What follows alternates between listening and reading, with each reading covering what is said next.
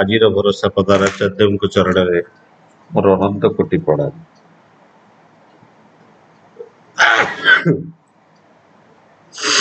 ପୂଜ୍ୟ ଅବିନ୍ଦା ଏବଂ ଠାକୁର ପରିବାରର ସମସ୍ତଙ୍କ ଚରଣରେ ମୋର ଅନନ୍ତ କୋଟି ପ୍ରଣାମ।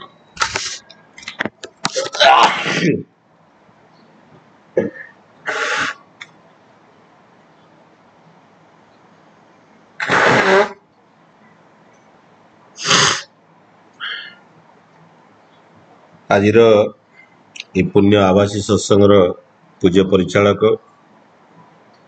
ଏବଂ ଉପସ୍ଥିତ ସମସ୍ତ ପୁତ ପାଞ୍ଜାଧାରୀ ରୀତିକ ମଣ୍ଡଳୀ,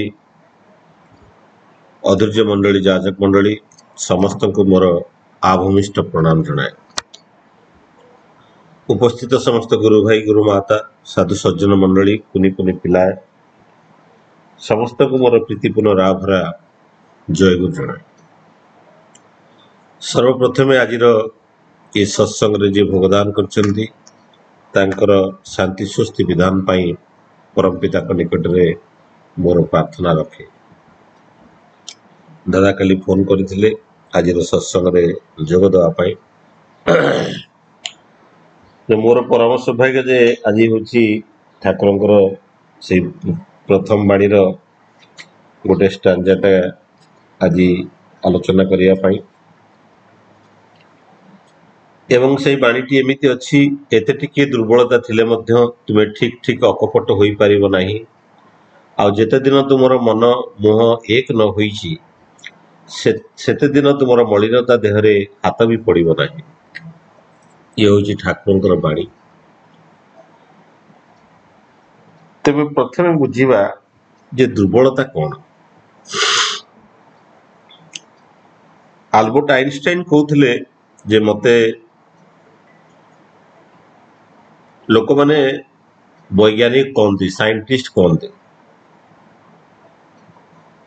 ସେ କହିଲେ ମୁଁ ଗୋଟେ ସାଇଣ୍ଟିଷ୍ଟ ନୁହେଁ, but I have the weakness for the curiosity. ମୋର ଜାଣିବାର ପାଇଁ ଯୋଉ ଦୁର୍ବଳତା ଅଛି ସେଇଟା ମୁଁ କହିପାରେ। I have the weakness for curiosity. ତେଣୁ ଇଏ ହେଉଛି ଦୁର୍ବଳତା। ବାସ୍ତବିକ ଏଠି ଯୋଉ ଦୁର୍ବଳତା କଥା କୁହାଯାଇଛି ଇଏ ହେଉଛି ସେଇ ଦୁର୍ବଳତା ନୁହେଁ। ଆଇନଷ୍ଟାଇନଙ୍କର ସେଇ ୱିକନେସଟା ତାଙ୍କର ଷ୍ଟ୍ରେନ୍ଥ ଥିଲା, ଯାହା ତାଙ୍କୁ ଆଜି ପୃଥିବୀରେ ଏକ ବଡ଼ ବିଶିଷ୍ଟ ବୈଜ୍ଞାନିକରେ ପରିଣତ କରିପାରିଥିଲା।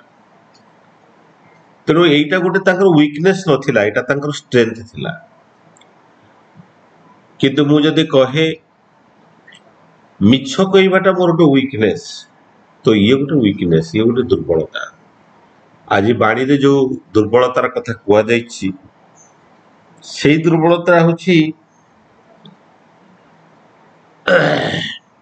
ଦୁର୍ବଳତା ହେଉଛି ନିଜର ପ୍ରବୃତ୍ତିଗତ ଦୁର୍ବଳତା। ନିଜର ପ୍ରବୃତ୍ତିକୁ ଆମେ ଛାଡ଼ି ପାରୁନା। ଆଉ ଠାକୁର ତ କହୁଥିଲେ ଯେ ପ୍ରବୃତ୍ତିକୁ ଯେତେ ଚପେଇବାକୁ ଚେଷ୍ଟା କରାଯାଏ ସେ ଉତ୍ତରତର ଉନ୍ନତି ସେତେ ହୁଏ। ତେବେ ଦୁର୍ବଳତା କ'ଣ? ବିଭିନ୍ନ ପ୍ରକାର ଦୁର୍ବଳତା ଥାଏ। ମଣିଷ ପାଖରେ 108 କୋଟିର ସମ୍ଭାବନା ଭିତରୁ ଅନେକ ପ୍ରକାର ଦୁର୍ବଳତା ଥାଏ। ଯେମିତି ମୋର ଶୁଣିବାର ପେସେନ୍ସ ନାହିଁ, ଦ୍ୟାଟ୍ ଇଜ ମାଇ ୱିକନେସ୍। ମୁଁ ସବୁବେଳେ ଆତ୍ମପ୍ରଶଂସା ଶୁଣିବା ପାଇଁ ଚାହେଁ, ଦ୍ୟାଟ୍ ଇଜ ମାଇ ୱିକନେସ୍। ମୁଁ ଅନ୍ୟର ଉନ୍ନତିରେ ମତେ ଦୁଃଖ ହୁଏ ବା ଜିଲସି ହୁଏ, ଦ୍ୟାଟ୍ ଇଜ ମାଇ ୱିକନେସ୍। ଇଏ ସବୁ ହେଉଛି ୱିକନେସ୍। ମୋର ଏଇ ଯୋଉ ପଞ୍ଚ ଇନ୍ଦ୍ରିୟର ସୁଖ ପାଇଁ ଅନେକ ଲୋକଙ୍କର ଅନେକ ପ୍ରକାର ଦୁର୍ବଳତା ଥାଏ। କିଏ ପାଟି ସ୍ୱାଦ କରିବା ପାଇଁ ମାଛ ମାଂସ ଛାଡ଼ି ପାରେ ନା, ଆମିଷ ପ୍ରତି ତାର ଦୁର୍ବଳତା ଥାଏ। ତେଣୁ ଏଇ କ୍ରମରେ ମନେ ପଡ଼େ ଠାକୁର ସେଦିନ ବସିଛନ୍ତି, ଠାକୁର କହୁଛନ୍ତି ନଫର ଆସୁଛି। ତେଣୁ ମଣିଷର ଏଇ ଯୋଉ ପ୍ରବୃତ୍ତିଗତ ଦୁର୍ବଳତା ତାର ଏଇ ଜନ୍ମରୁ ଆଉ ଗୋଟେ ଜନ୍ମକୁ ମଧ୍ୟ ନେଇଯାଏ। ଏଇ ଜନ୍ମରୁ ଆଉ ଗୋଟେ ଜନ୍ମ ପର୍ଯ୍ୟନ୍ତ ମଧ୍ୟ ସେ ସେଥିରୁ ନିସ୍ତାର ପାଇପାରେ ନା। ଠାକୁର ବସିଛନ୍ତି, ଠାକୁର କହୁଛନ୍ତି ଆଜି ନଫର ଆସୁଛି। ଭକ୍ତ ମାନେ ବୁଝିବା ଅସମ୍ଭବ ହଉଛି, କାରଣ ନଫର ଅନେକ ଦିନରୁ ମୃତ୍ୟୁ ହେଇଯାଇଛି। ନଫର କହୁଛି ଏବଂ ଅପରାହ୍ନରେ ଜଣେ ମାଟେ ଗୋଟେ ଛୋଟ ଛୁଆକୁ ଧରିକି ଆସିଛି ଏବଂ ଅନେକ ଦୂରରୁ ଠାକୁର କହୁଛନ୍ତି ନଫର ଆସିଛି, ନଫର ଆସୁଛି। ଆଉ ଯେତେବେଳେ ସେ ମାଟେ ଆଣିକି ଠାକୁରଙ୍କ ପାଖରେ ସେ ଛୁଆଟିକି ପହଞ୍ଚେଇଛି ଗୌଡୁଣୀ ଘର ଏବଂ ସେ ଛୁଆଟି ଠାକୁରଙ୍କୁ ପ୍ରଣାମ କରୁଛି। ଠାକୁର ପଚାରୁଛନ୍ତି ତମେ ଯେତେବେଳେ ପ୍ରେୟାର କର ସେ କଣ କରେ? ମାଟି କହୁଛି ସେ ଖୁବ ଜୋର ତାଳି ମାରେ। ଠାକୁର ତାକୁ କହୁଛନ୍ତି ତାକୁ ମାଛ ମାଂସ ଖାଇବାକୁ ଦବନି। ସେ କଣ ଖାଇବାକୁ ଭଲ ପାଏ? ନା ସେ କ୍ଷୀର ଖାଇବାକୁ ଭଲ ପାଏ। କାରଣ ନଫର ଯେତେବେଳେ ଠାକୁରଙ୍କର ବଡ ସେବକ ଥିଲେ, ତାଙ୍କର କାହାଣୀ ତ ଆପଣମାନେ ସମସ୍ତେ ଜାଣିଛନ୍ତି। କ୍ଷୀର ପ୍ରତି ତାଙ୍କର ବହୁତ ଦୁର୍ବଳତା ଥିଲା ଏବଂ ସେଇ ଦୁର୍ବଳତା ପୁଣି ଗୋଟେ ନୂତନ ଜନ୍ମରେ ପୁଣି ଏକ ଗୌଡୁଣୀ ଘରେ ଜନ୍ମ ନେଇଛି। ତେଣୁ ମଣିଷର ସେଇ ଦୁର୍ବଳତା ଆଉ ଗୋଟେ ଜନ୍ମ ପାଇଁ ମଧ୍ୟ କାରଣ ସାଜିଥାଏ ଏବଂ ଏଇ ଦୁର୍ବଳତା, ଏଇ ଯୋଉ ୱିକନେସ୍, ଏ ୱିକନେସଟା ଗୋଟେ ଫିଜିକାଲ ୱିକନେସ୍ ନୁହେଁ, ଯୋଉଟା କି ଭିଟାମିନ୍ B12 ଖାଇଲେ ବଢିଯିବ କି କମିଯିବ। ଏଇଟା ଫିଜିକାଲ ୱିକନେସ ର କଥା କୁହାଯାଏ। ଏ ଦୁର୍ବଳତା ହଉଛି ମାନସିକ ଦୁର୍ବଳତା। ଏଇ ଦୁର୍ବଳତା ହଉଛି ଗୋଟେ ମାନସିକ ଦୁର୍ବଳତା। ଏଇ ଯୋଉ ମାନସିକ ଦୁର୍ବଳତା, এই ମାନସିକ ଦୁର୍ବଳତା ଗୋଟେ ଲୋକର ଅନେକ ପ୍ରକାର ଦୁର୍ବଳତା ଥାଏ।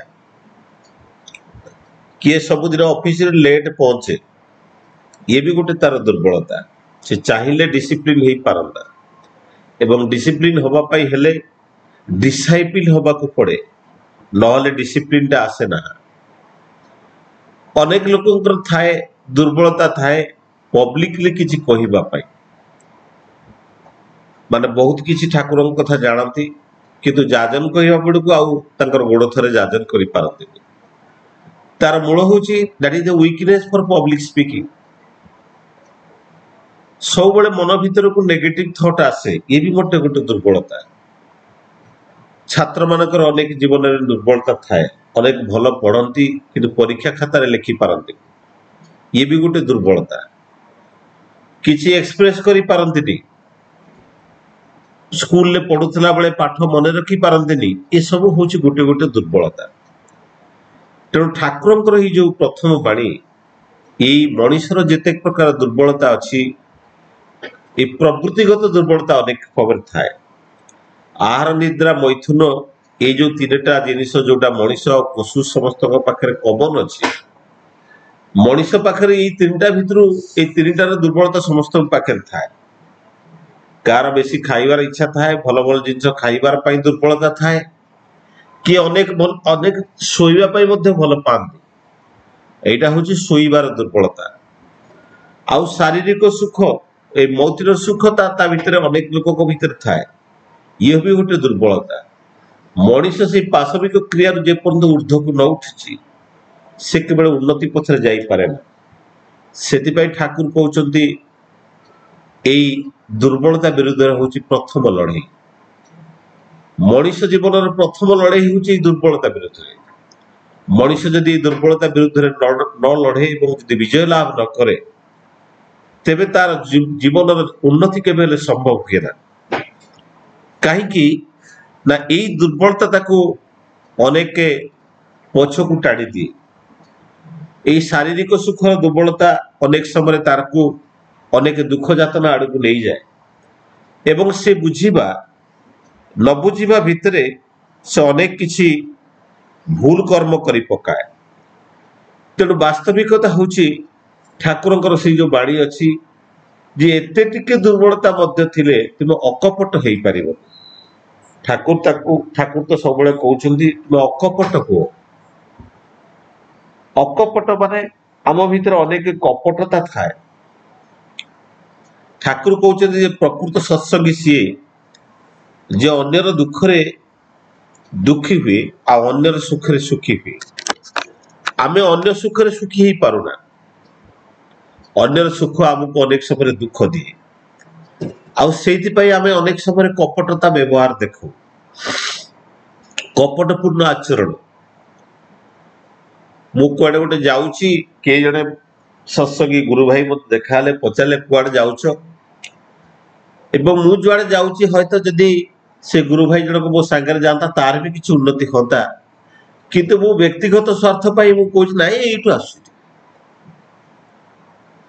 तो एइठी होची अकपटा এই যে অকপট ভাবটা যে কপটর ভাবটা সেই কপটর ভাবটা মଣିষକୁ উন্নতি କରି ଦିଏନି ଠାକୁରଙ୍କର ତାପରେ ବାଣୀ ଅଛି ତାପରେ ଠାକୁର କହୁଛନ୍ତି ତୁମେ ଯେତେ ଦିନ ତମର ମନ ଏକ ନ ହୋଇଛି ସେତେ ଦିନ ତୁମର ମଳିନତା ଦେହରେ ହାତ ପଡ଼ିବ ନାହିଁ এই ମନ ମୁହଁ ଏକ ହବାର କଥା କଣ ତେବେ ମନ କଣ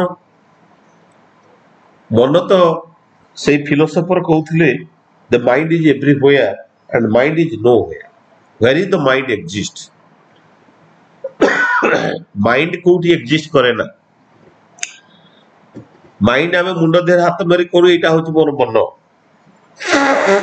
কিন্তু মুন্ড ভিতরে তো ব্রেন ଅଛି ଛାତିରେ ଆମେ ହାତ ମାରି କହୁ ଏଇଟା ଆମର ମନ ଏଠି ହାର୍ଟ ଅଛି ଆଉ ଲଙ୍ଗସ ଅଛି ତେବେ ମନ କୋଉଠି ଉପସ୍ଥିତ ଥାଏ এই মনর ডেফিনেশন মধ্যে কৌশি প্রকার বিজ্ঞান আজ পর্যন্ত দেই ନାହିଁ what is the mind exist কিন্তু পরম বিজ্ঞানী শ্রী শ্রী ঠাকুর এই মনর উপস্থিতি কথা কইছেন ঠাকুর কହୁଛନ୍ତି যে মଣିଷ দুইটা জিনিস তৈরি গোটে হচ্ছে সত্তা আর গোটে হচ্ছে অস্তিত্ব এই সত্তার আমি বঞ্চি রহু অস্তিত্বর আমি বৃদ্ধি পাও যাহাକୁ ଆମେ ଭଲ ଭାବରେ କହିଲେ ଆମ ଶରୀର ଓ ଆତ୍ମା ए आत्मा हूँ आम सत्ता आउ ठाकुर कहते आत्मा हूँ it is the vast source of energy it is the vast source of energy ये हूँ शक्तिर मूल केंद्र that is the vital energy that is the life energy that we have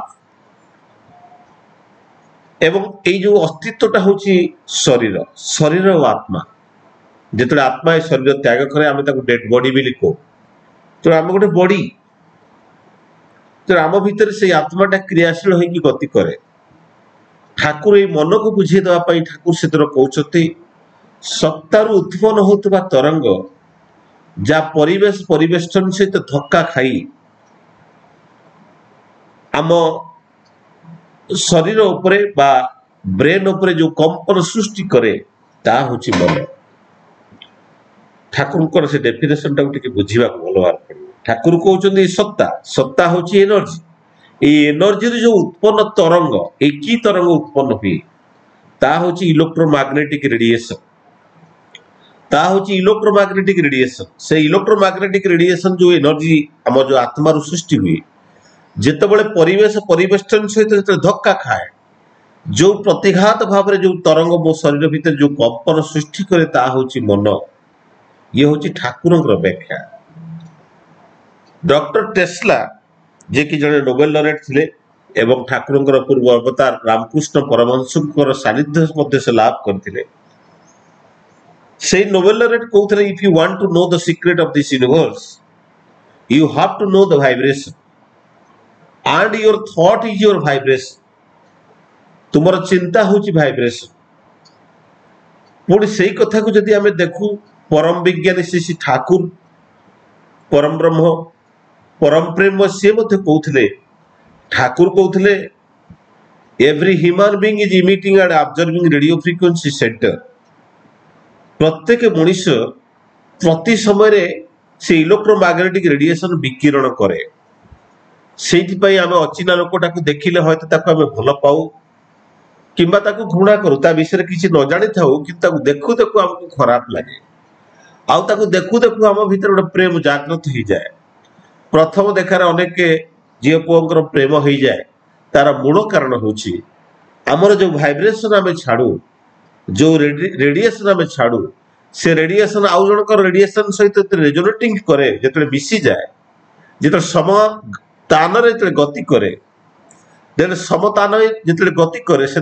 आम गोटे लोक को भल पाऊ बा तार फ्रिक्वेंसीटा मोर फ्रिक्वेंसी तो मिसी जाए ତେଣୁ ଠାକୁରଙ୍କର ଏଇ ବାଣୀକୁ ଆଉ ଥରେ ବୁଝିବା। ଠାକୁର କହୁଛନ୍ତି ମନ ମୁହଁ ଏକ ହୋଇଛି, ଯେତେ ଦିନ ପର୍ଯ୍ୟନ୍ତ ତୁମର ମନ ଆଉ ମୁହଁ ଏକ ନ ହୋଇଛି ସେତେ ଦିନ ତୁମର ମଳିନତା ଭିତରେ ହାତ ପଡିବ ନାହିଁ। ଅନେକ ସମୟରେ କଣ ହୁଏ, ଆମେ ଅନେକ ସମୟରେ ଅନେକ କଥା କହୁ। କେହି ଜଣେ ବନ୍ଧୁ ଆମ ଘରକୁ ଆସିଲେ ମୁଁ ତାକୁ କହେ ଭାଇ ଆଉ 2 ଦିନ ରହିଯାଅ, ବହୁତ ଭଲ ହୁଅନ୍ତା, ମୁଁ ବହୁତ ଖୁସି ହୁଅନ୍ତି। ମୋ ମୁହଁରେ ବହୁତ ନିବେଦନ କରି କହେ ଭାଇ ରହିଯାଅ 2 ଦିନ, ବହୁତ ଭଲ ହବ।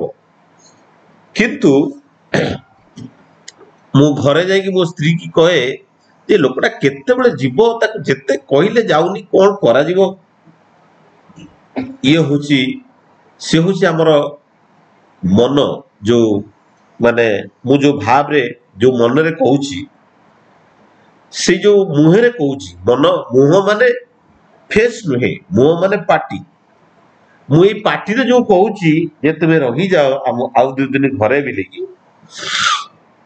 ଆଉ କିନ୍ତୁ ମୁଁ ମୋର ମନ ଦେଇକି ଚିନ୍ତା କରୁଛି ସେ ଚାଲିଯିବା କଥା। ବାସ୍ତବିକ ସେ ଲୋକଟି କଣ ଗ୍ରହଣ କରେ? ସେ ଲୋକଟି ମୋର ପାଟିର ଭାଷାଟାକୁ ସେ ଗ୍ରହଣ କରିବା ପୂର୍ବରୁ ମୁଁ ଛାଡୁଥିବା ସେ ଇଲେକ୍ଟ୍ରୋମାଗ୍ନେଟିକ ରେଡିଏସନ, ଯାହା ଡକ୍ଟର ଟେସ୍ଲା କହୁଥିଲେ ଦ ଥଟ୍ ଇଜ ୟୋର ଭାଇବ୍ରେସନ, ମୁଁ ଯାହା ମନେ ମନେ ଚିନ୍ତା କରେ ତାର ମନ ଦେଇକି ସେ ତାକୁ ଗ୍ରହଣ କରେ। ମୁଁ ଅନେକ ଇଷ୍ଟ କର୍ମ କରେ, ଡିପି ୱାର୍କରେ ଯାଜନ କରିବା ପାଇଁ ଯାଏ। କୌଣସି ଯେତେବେଳେ ଡିପି ୱାର୍କରେ ଯାଜନ କରେ, କୌଣସି ଗୋଟେ ଗୁରୁ ଭାଇର ତାର ଘରକୁ ଯେତେବେଳେ ଯାଏ, ତା ଘରର ପରିବେଷ୍ଟନୀ ତାର ଅସୁବିଧାଟାକୁ ଦେଖି ମୋ ମନରେ ଦୁଃଖ ମୁଁ ଏକ୍ସପ୍ରେସ କରେ, କିନ୍ତୁ ମୁଁ ମନ ଦେଇକି ତାକୁ ଅନୁଭବ କରିପାରେ ନା। ସେତେବେଳେ ସେଇ ଗୁରୁ ଭାଇଟା କେବଳ ମୋର ଭାବଟାକୁ ଗ୍ରହଣ କରେ। ମୁଁ କିଭଳି ଭାବରେ ତାକୁ ପ୍ରେମ କରେ, ତାକୁ ଭଲ ପାଏ, ତାର ଅସୁବିଧାଟାକୁ ଗ୍ରହଣ କରେ। ଅନେକ ସମୟରେ କଣ ହୁଏ, ଆମେ ଅନେକ ଭଲ କଥା କହୁ, କାରଣ ଆମେ ଯେତେ କଥା କହୁ, କୁହାଯାଇଛି ମଣିଷ ଯେତେ କଥା କହେ ସବୁ ମୂଳରେ ଏଇ ଗୋଟିଏ କାରଣ ଥାଏ, ସେ ନିଜକୁ ଭଲ ଭାବରେ ପ୍ରତିପାଦିତ କରିବା ପାଇଁ ଚାହେଁ। ମୁଁ ଏଇ କଥା ଜାଣିଛି, ମୋର ଏତେ ଜ୍ଞାନ ଅଛି, ମୋର ଏତେ ବୁଦ୍ଧି ଅଛି, ଏଇ କଥାକୁ ପରିପ୍ରକାଶ କରିବା ପାଇଁ ସିଏ ସବୁବେଳେ କହୁଥାଏ। ଆପଣ ଦିନ ସାରାର କଥାକୁ ଚିନ୍ତା କରନ୍ତୁ, ଦିନ ସାରା ଯେତେ କାମ କରିଛନ୍ତି ଆପଣ ସବୁଗୁଡାକୁ ଚିନ୍ତା କରନ୍ତୁ। ଦିନ ସାରା ଆପଣ ଯେତେ କଥା କହନ୍ତି, ବହୁତ ଲୋକ ବକ୍ ବକ୍ କରନ୍ତି, ବହୁତ ସମୟରେ ଗପନ୍ତି। ସେ ଗପିବାର ମୂଳ ଥିବ ଯେ ମୋର ବହୁତ ବଡ ବଡ ଗାଡି ଅଛି, ମୋର ବହୁତ ବଡ ଘର ଅଛି, ମୋର ଏମିତି ଏସି ଅଛି, ମୋର ଏସି ରାତି ସାରା ଚାଲୁଛି, ଆଉ ସ୍ତ୍ରୀ ମୋର ବିନା ଏସିରେ ଶୋଇ ପାରୁନି। ତାର ଉଦ୍ଦେଶ୍ୟ ହଉଛି ମୁଁ ମୋର ଯୋଉ ଜିନିଷଟା ଅଛି ମୁଁ ତାକୁ ଦେଖେଇ ହେବା ପାଇଁ ଚାହେଁ। କିନ୍ତୁ ସେତେବେଳେ ମୁଁ ନିଜର ପରିଚୟଟା ସେଇଭଳି ଭାବରେ ଦିଏ। ତେଣୁ ବହୁତ କମ ଲୋକ ଅଛନ୍ତି, ବହୁତ ଜ୍ଞାନୀ ଗୁଣୀ ଲୋକ, ସେମାନେ କମ କଥା କହନ୍ତି। That is their maturity level. ତେଣୁ ଏଇ ଯୋଉ ଦୁର୍ବଳତା, ଏଇ ଯୋଉ ଠାକୁରଙ୍କର ଯୋଉ କଥା, every human being is emitting and observing radio frequency center, ଆମେ ଯାହା ମନ ଦେଇକି ଚିନ୍ତା କରୁ, ଆମେ ଯଦି ତାର ଭାବ ଦେଇକି ସେଇଟାକୁ ଏକ୍ସପ୍ରେସ କରୁ, ତେବେ ଅସୁବିଧା ହବନି। ଆମର ବ୍ୟକ୍ତିତ୍ୱରେ କିଛି ବ୍ୟକ୍ତିତ୍ୱଟା ଆହୁରି ଉଜ୍ଜଳ ବ୍ୟକ୍ତିତ୍ୱରେ ପରିଣତ ହବ। ତେଣୁ ଠାକୁର କହୁଛନ୍ତି ତୁମର ମନ ମୁହଁ ଯେତେବେଳେ ଏକ ନ ହୋଇଛି ସେତେ ଦିନ ତୁମର ମଳିନତା ଦେହରେ ହାତ ବି ପଡିବନି। ମୁଁ ଗୋଟେ ଲୋକକୁ ଘୃଣା କରେ, ମନେ ମନେ ଘୃଣା କରେ, କିନ୍ତୁ କଥା ତାକୁ ବହୁତ ସୁନ୍ଦର ଭାବରେ କହେ। ମୁଁ ଯେବେ ତାକୁ ଘୃଣା କରେ ବୋଲି ଏକ୍ସପ୍ରେସ କରିପାରିବିନି, ମୁଁ ଯଦି ସେଇ ଭାବଟା ଯଦି ଏକ୍ସପ୍ରେସ କରେ, ମୁହଁ ଦେଇକି କହେ, ହୟତ କାଲି ସେଇଟା ମୋର ପରିବର୍ତ୍ତନ ହେଇପାରେ। ମୁଁ ଯଦି ଲୋକଟାକୁ ମନେ ମନେ ବହୁତ ଗାଳି ଦିଏ, କିନ୍ତୁ ତା ମୁହଁରେ ବହୁତ ଭଲ କଥା କହେ, ଯଦି ଆଜି ତାକୁ ଗାଳି ଦିଏ, ସେ ଗୋଟେ ଥାପଡ଼ ମତେ ମାରିଲେ ହୟତ ମୁଁ ଚେଞ୍ଜ ହେଇଯାଇପାରେ। ତେଣୁ ଆମେ ସନ୍ତାନ ସନ୍ତତିକୁ ମଧ୍ୟ ସେଇଭଳି ଭାବରେ ବ୍ୟବହାର ଦେଖୁ। ଆମେ ସନ୍ତାନ ସନ୍ତତିକୁ ଅନେକ ଭଲ ପାଇବାର ଅଭିନୟ ମଧ୍ୟ କରୁ। ଏ ଜୀବନଟା ତ ଗୋଟେ ନାଟକ, ଏଇ ନାଟକୀୟ ରଙ୍ଗମଞ୍ଚରେ ଆମେ ଜୀବନଟାକୁ ଠିକ ନାଟକୀୟ ଷ୍ଟାଇଲରେ ଜୀବନଟାକୁ ଅତିବାହିତ କରୁ। ମୁଁ ମୋ ସ୍ତ୍ରୀକୁ ଭଲ ପାଉନଥିଲେ ମଧ୍ୟ ଭଲ ପାଇବାର ନାଟକ କରେ। ମୁଁ ମୋର ସନ୍ତାନ ସନ୍ତତିକୁ ଭଲ ପାଉନଥିଲେ ମଧ୍ୟ ଭଲ ପାଇବାର ଅନେକ ନାଟକ କରେ। ମୁଁ ମୋ ଅଫିସରେ ଥିବା ମୋର କଲିଗ ମାନଙ୍କ ସହପାଠୀ ସହକର୍ମୀ ମାନଙ୍କୁ ଭଲ ପାଉନଥିଲେ ମଧ୍ୟ ମୁଁ ତାକୁ ଭଲ ପାଇବାର ନାଟକ କରିକି ଦେଖାଏ ଯେ ମୁଁ ଆପଣମାନଙ୍କୁ ଭଲ ପାଏ। ତେଣୁ ଏଇ ଯୋଉ ନାଟକ କରିବାଟା କଣ ମୁଁ ଛାଡିବାକୁ ପଡିବ। ଠାକୁର କହୁଛନ୍ତି ଏଇ ଯୋଉ ଏଇ ନାଟକଟା, ଏଇ ଯୋଉ ମନ ଆଉ ମୁହଁ, ମୁଁ ଯୋଉ ମନ ଦେଇକି ଚିନ୍ତା କରେ, ମୁହଁ ଦେଇକି ତା ଆଉ ଏକ୍ସପ୍ରେସ କରେ ନା। ତେଣୁ ମୁହଁ ଦେଇକି ଆମେ ଭଲ କଥା କହୁ। କାହିଁକି ଆମେ ଭଲ କଥା କହୁ? କାରଣ ମଣିଷର ସବୁଠୁ ବଡ, ଯେମିତି ସାପର ବିଷ ଅଛି, କି ସାପ ଗୋଟେ ପଏଜନିୟସ, ତାର ବିଷ ଅଛି। ବହୁତ ଗଛ ବୃକ୍ଷଙ୍କର ମଧ୍ୟ ବିଷ ଅଛି। ବହୁତ ଏଇ ମୂଷା ଠାରୁ ଆରମ୍ଭ କରି ଅନେକ ଜୀବଜନ୍ତୁଙ୍କର ବିଷ ଅଛି। ତାଙ୍କୁ ନିଜର ସୁରକ୍ଷା ପାଇଁ ସେମାନଙ୍କ ପାଖରେ ଭଗବାନ କିଛି କିଛି ବିଷ ଦେଇଛନ୍ତି, ପଏଜନ ଦେଇଛନ୍ତି। ତେଣୁ ମଣିଷ ପାଖରେ କଣ ବିଷ ଅଛି? ମଣିଷ ପାଖରେ ପ୍ରୟୋଜନ କଣ ଅଛି? ଶ୍ରୀକୃଷ୍ଣଙ୍କୁ ଏକଥା ପଚାରିଥିଲେ ଦ୍ରୌପଦୀ। ମଣିଷ ପାଖରେ ତାର ବିଷ ତାର ମୁହଁରେ ଅଛି। ଏଇ ମୁହଁ ଦେଇକି ଯେତେବେଳେ ସେ କଥା କହେ, ସେଇ କଥାଟା ଯେତେବେଳେ ବିଷ ତା ଭିତରୁ ସେ ଉଦ୍ଗାରି ଦିଏ, ତା ଭିତରେ କ୍ରୋଧ ଆସେ, କାମ, କ୍ରୋଧ, ମଦ, ଲୋଭ, ମୋହ, ଆଶ୍ଚର୍ଯ୍ୟ ଦେଇକି ଯୋଉ ବାକ୍ୟାଳାପ କରେ, ଅହଙ୍କାରରେ ଯୋଉ ବାକ୍ୟ ତା ଭିତରୁ ବାହାରି ଆସେ, ସେ ବାକ୍ୟଟା ଅନ୍ୟମାନଙ୍କୁ ଦଂଶନ କରେ। ମଣିଷର କଥାଟା ହଉଛି ସେଇ ବିଷ। ଯୋଉ ଦ୍ରୌପଦୀଙ୍କର ସେଇ କଥା ପଦକ ଯେ ଅନ୍ଧ ପୁଅ ହିଁ ଅନ୍ଧ ହବ, ଏଇ ସାମାନ୍ୟ କଥା ହେଇପାରେ, କିନ୍ତୁ ତାର ଆଜି ମହାଭାରତ ଯୁଦ୍ଧର ମୂଳ କାରଣ ହୁଏତ ସେଇ ପଦେ କଥା। ତେଣୁ ମଣିଷର ସେଇ ବିଶ୍ୱଟା, ପଏଜନଟାକୁ ଯେତେ ସେ ସନ୍ତୁଳିତ କରିପାରେ, ସେଇ ଭାଷାଟାକୁ ଯେତେ ସେ ସୁନ୍ଦର କରିକି କହିପାରେ, ସେତେ ସେ ସୁନ୍ଦର ହେଇପାରେ। କିନ୍ତୁ ତା ଅପେକ୍ଷା ସେ ମନଟାକୁ ସେତେ ସୁନ୍ଦର କରିବାକୁ ପଡିବ। ଯେ ପର୍ଯ୍ୟନ୍ତ ମନ ଯେପର୍ଯ୍ୟନ୍ତ ସୁନ୍ଦର ନ ହେଇଛି, ସେ ପର୍ଯ୍ୟନ୍ତ ଏଇ ପ୍ରବୃତ୍ତି ଉପରେ କେବେ ହେଲେ ହାତ ବାଜେ ନା। କିନ୍ତୁ ଏଇ ଯୋଉ ପ୍ରବୃତ୍ତିର ଯୋଉ ଦୁର୍ବଳତା, ଖାଇବାର ଦୁର୍ବଳତା, ଆଉ ଶୋଇବାର ଦୁର୍ବଳତା, ମୈଥୁନର ଦୁର୍ବଳତା, ଏମିତି ଅନେକ ଦୁର୍ବଳତା ଥାଏ। ସେଇ ଡିଜାୟାର ଗୁଡାକ, ଇଚ୍ଛା ଗୁଡାକ ଥାଏ। ସେଇ ଇଚ୍ଛା ଉପରେ, ତା ଉପରେ କିଛି କଣ୍ଟ୍ରୋଲ ଆମେ କରିପାରୁନା। ଏଇ ଆହାର, ନିଦ୍ରା, ମୈଥୁନ ଯୋଉଟା ଥାଏ, ଏବଂ ଏଇ ଯୋଉ ଅହଙ୍କାର ମନ ଭିତରେ ଥାଏ, ସେ ଅହଙ୍କାରର ଦଂଶନରେ ଆମେ ଅନ୍ୟମାନଙ୍କୁ ଦଂଶନ କରୁ। ମଣିଷର ଏଇ ଯୋଉ ଡିଜାୟାର କଥା ଯେତେବେଳେ ଉଠେ, ଯେତେବେଳେ ବୁଦ୍ଧଦେବଙ୍କୁ ଜଣେ ଭକ୍ତ ଯାଇକି ପଚାରିଛନ୍ତି ଆଇ ୱାଣ୍ଟ ପିସ୍, ସେଥିରେ ବୁଦ୍ଧ କହୁଛନ୍ତି ଆଇ ହେଉଛି ego and want is the desire and desire is the root cause of all the misery। ଦୁଃଖର ମୂଳ କାରଣ ହେଉଛି ଡିଜାୟାର। ତେଣୁ ବାସ୍ତବତ ଦେଖାଯାଏ ମଣିଷର ତିନି ପ୍ରକାର ଡିଜାୟାର ଥାଏ। ଗୋଟେ ତାର ଫିଜିକାଲ ଡିଜାୟାର, ତାର ଶାରୀରିକ ଇଚ୍ଛା, the desire for the food and a desire for the sex, and that can be controlled। এইটা ଗୋଟେ ଲିମିଟ ପର୍ଯ୍ୟନ୍ତ ଥାଏ। କିନ୍ତୁ ଆଉ ଗୋଟେ ତୃତୀୟ ଡିଜାୟାର ମଣିଷ ଭିତରେ ଥାଏ, he wants to establish himself to be different from the others।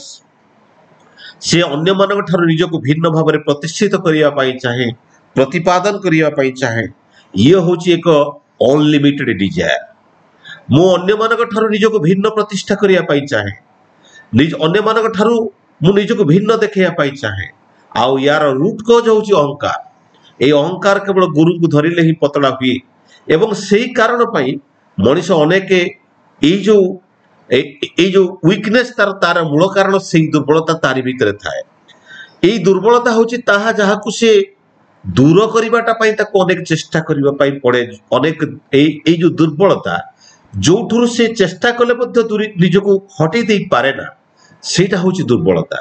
ତା ମାନେ ଗୋଟେ ମୁଁ ପବ୍ଲିକଲି ଗୋଟେ ଭଲ କହିପାରେ ନା, ଇଏ ହେଉଛି ମୋର ଦୁର୍ବଳତା। ଖାଇବାଟା ପାଇଁ ମୋର ବହୁତ ଇଚ୍ଛା ଥାଏ, ମାଛ ଖାଇବା ପାଇଁ ମୋର ବହୁତ ଇଚ୍ଛା ଥାଏ, ଇଏ ହେଉଛି ଦୁର୍ବଳତା।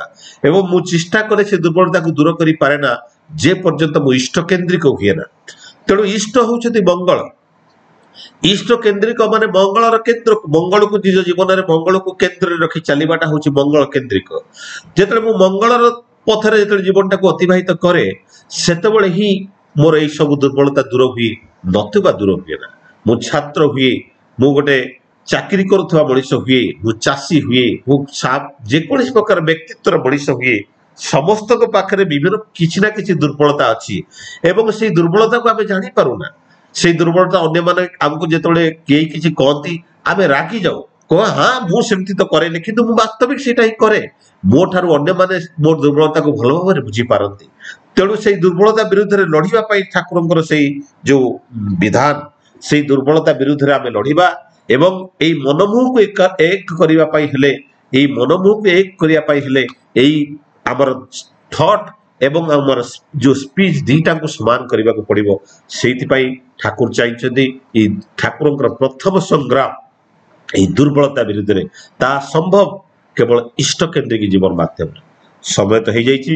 ସମସ୍ତଙ୍କର ଶାନ୍ତି ସୁସ୍ଥି ବିଧାନ ପାଇଁ ପରମ ପିତାଙ୍କ ନିକଟରେ ପ୍ରାର୍ଥନା ରଖି ମୋର ବକ୍ତବ୍ୟକୁ ଏଇଠି ବିରାମ ଦଉଛି। ବନ୍ଦେ ପୁରୁଷୋତ୍ତମ, ବନ୍ଦେ ପୁରୁଷୋତ୍ତମ, ବନ୍ଦେ ପୁରୁଷୋତ୍ତମ। ଦାଦା ଜୟ ଗୁରୁ।